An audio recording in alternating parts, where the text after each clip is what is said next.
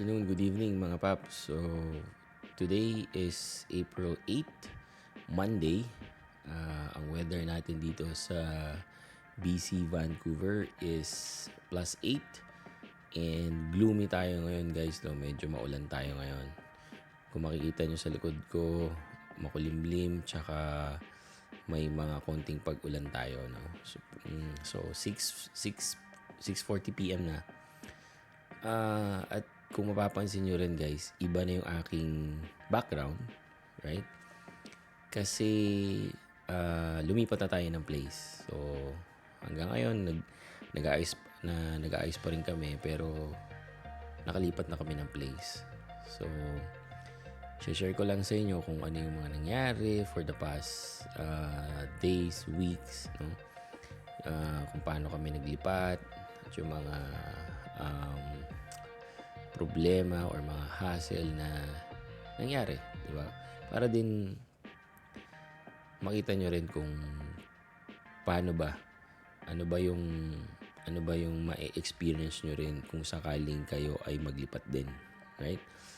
Tsaka at the end of the video, i-share ko sa inyo kung okay ba, kasi kami before nasa townhouse kami, ngayon lumipat kami sa apartment, right? So share ko sa inyo mamaya kung ano yung goods, ano yung hindi, di ba? So, yeah. Let's see. Alright. Dito ako sa labas ngayon, guys. Ayan, ganda na naman ang araw natin, no? Ang araw. Okay. So, ngayon, naglilipat tayo, guys. Lilipat tayo ng mga gamit. Pupunta tayo sa bagong apartment. Ayun na yung movers, oh. Naglilipat na sila ng mga gamit. Lipat na. Miss ko tong bahay namin na to. 2 years din kami dito, guys. Wala, talagang ganon. Kailangan natin mag-move. Pero it is what it is. For the good naman eh. So, ayan. Yeah, mamimiss ko yung bahay na yan. Alright? Yan yung movers namin. Yes. Ito tayo sa harapan ng bahay namin. Harap ng bahay. Ayan. Miss ko yan, no? Miss ko yung bahay namin na to. Yeah, that's the front. Okay. Tapat lang namin yung golf course. Golf course yan, guys. Sa harap. Diyan ako naglalakad pag pupunta ako ng office. Dahil lang sa baba, naglalakad ka papunta sa bus station. Ganda ng araw, guys. So solid, guys. Ganda. Ganda talaga dito, guys. Okay, mga paps, balik na tayo ulit sa ating bagong home base.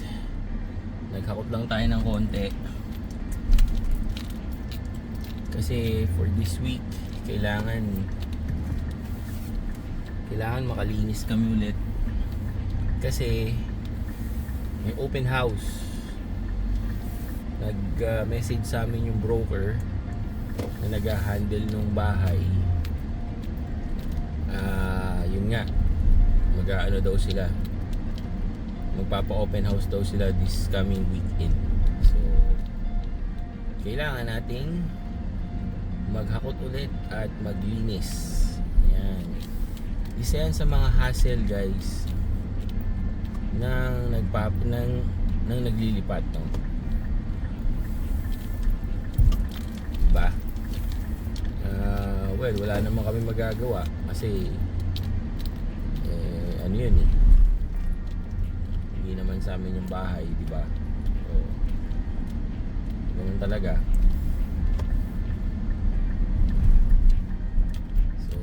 Yun. Buti na lang talaga, guys. Nakalib na nga ako for the whole week, no? Starting nung Monday, naglib na ako. Ay, hindi pala, kasi yung Monday holiday yun eh. So, yeah, naglib na ako. So parang the whole week wala akong pasok, no, guys. Kasi nga in-anticipate na namin to na yun nga, magpapa-open house, ganyan. Yun ang hirap guys, no? Kasi nga syempre hindi kami comfortable as a family na meron pa kami mga gamit doon tapos magpapa-open house.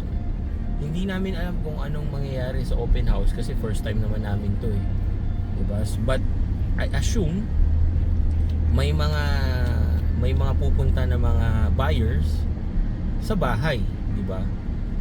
Ang thing doon guys, may mga gamit pa kami sa loob, diba? At saka syempre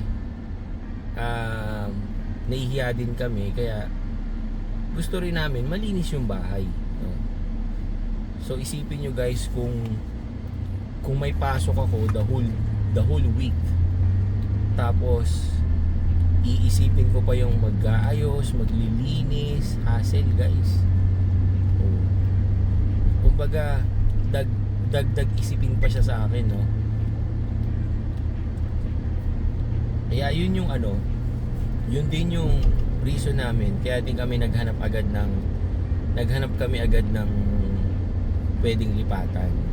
Kasi nga ayaw namin yung gano'n na habang nasa loob pa kami ng bahay may mga pupunta doon, you know. Tapos yung mga gamit namin nandun pa lahat. Hassle guys. Tsaka kasi lalo na yung wife ko, no, yun yung tipo ng tao na hindi naman maarte, no, pero kasi syempre pag may pumasok sa bahay mo na hindi mo naman kilala, di ba, mamaya bigla magpasok ng sapatos or what, kami guys ayaw namin ng ganun talagang pati yung mga kids namin tinuturuan namin yan na iba ang tsinelas sa labas, iba ang slipper sa loob, diba? Kasi syempre guys, hindi mo naman alam kung ano yung mga kung ano yung mga natatapakan mo sa labas, diba? So mas maganda na bukod, diba? Syempre kapag nag-open house, lalo na kung hindi naman mga Pinoy, diba? Kumbaga hindi mo alam kung magtatanggal ba sila ng sapatos o hindi. Yun yung mga ayaw namin.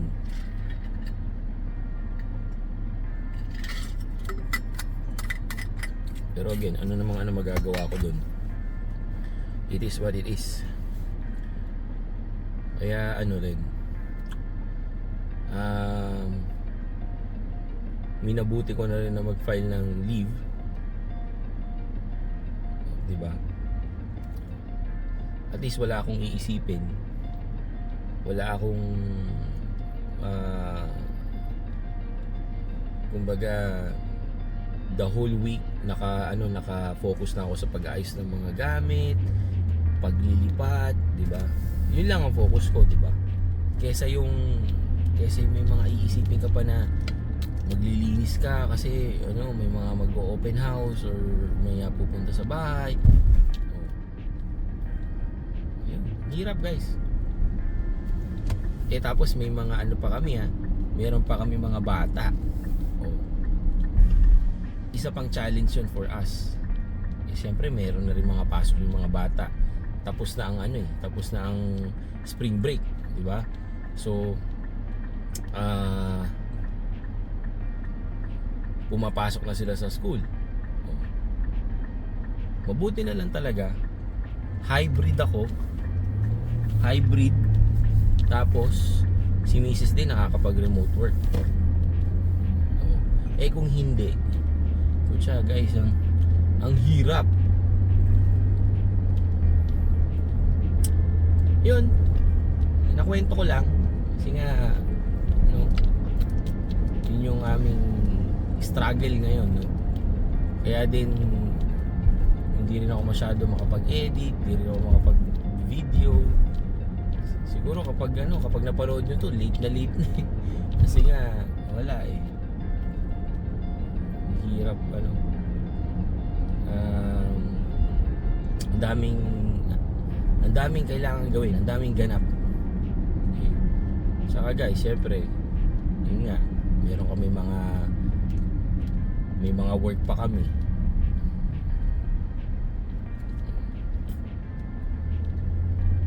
Kaya mabuti na lang nandyan din yung asawa ko, di ba? Kumbaga nakakatulong din sa akin. Kumbaga nagtutulungan kami guys. Ganun naman talaga dapat dito, lalo na pag meron kayong partner, meron kayong spouse na kasama, lagi kayong tulungan. Lagi kayong teamwork dito kasi syempre katulad namin, wala naman kami ditong kamag-anak. Kami lang, di ba? So kaya ano dapat talaga, teamwork kayo talaga dito. Tsaka syempre dasal, di ba? Okay, dito na kami sa bagong apartment guys. Wala pang laman. Yeah. Oh my god, but look at the view guys. Look at our view. How could you not say no to this house? Look at the view, man. Ganda paps. So, dyan ako magkakape tuwing umaga. Ganda ng view. Guys, Alright. how could you not say no to this house? It's the best. It's the best This is gonna be my office. Our office. Office ko, tsaka office ni Mrs. Yan ang aming view. Where are you? Oh, man, sarap magtrabaho dito. Sarap magtrabaho dito. Where are you? Ayun yung Jollibee, guys. Oh. Where are you? Yun yung Jollibee. Where are you, pal? There. Nasa baba lang namin yung Jollibee. Where's my camera? Where are you? With Diva. Diva, where's my camera? There. Can anybody see? And yun yung Skytrain, guys. No. The train station, yeah. We don't even need to drop Mama off. She can Yep. just walk. Yan yung train station. Right? Tapos may mga bundok-bundok dun, guys. Oh, ayos! Alright? Guys, how could you say no to Ganda. this house? Alright. So, the usual stuff, okay? May ref, may stove, dishwasher. Wala lang microwave, pero bibili kami microwave. Ayan. So, of course, meron na siyang ganyan. The usual thing. Bathroom ng boys, ng kids. And this is gonna be our room. Master's bedroom. Okay, tapos meron kaming walk-in closet plus the bathroom. Tuwing umaga, ito view natin, oh. Wow. Yeah. Ayos! Okay. So mag-ayos na kami ng mga gamit para mapag-set up na tayo. Right? Nga pala, sabi nga pala, this is the first smart building in Canada. O, di ba? Amazing. Smart building. Napaka-high-tech lahat ng mga gamit. Right? Ayan. So, meron siyang ganito, centralized. Ayan. Temperature, mga ganyan-ganyan. Fan. Right? Pero yan ang favorite spot ko, guys. Yung balcony. Right? Okay. So, yun. So, yun yung nangyari for the past days na naglilipat kami dito sa aming bagong place. So, ang question ngayon, guys, is okay ba na hindi na downgrade, na downsize, di ba? So, from townhouse, nandito kami sa apartment or sabihin natin condo, no? Well, unahin na natin yung ano ba yung mga good things kapag nasa townhouse ka. Well, of course, yung space, no? Kasi that time, meron kaming hanggang hanggang third floor, di ba? So, talagang malaki yung space. Pero kung titignan mo rin naman, malaki rin kasi yung floor area nitong nakuha namin na place. Tsaka, ang okay din kasi doon, malaki ang garahe namin sa townhouse, diba? So, pwede ka ding maglagay ng mga gamit doon. So, yun yung isang okay din kapag nasa apartment, nasa townhouse ka, diba?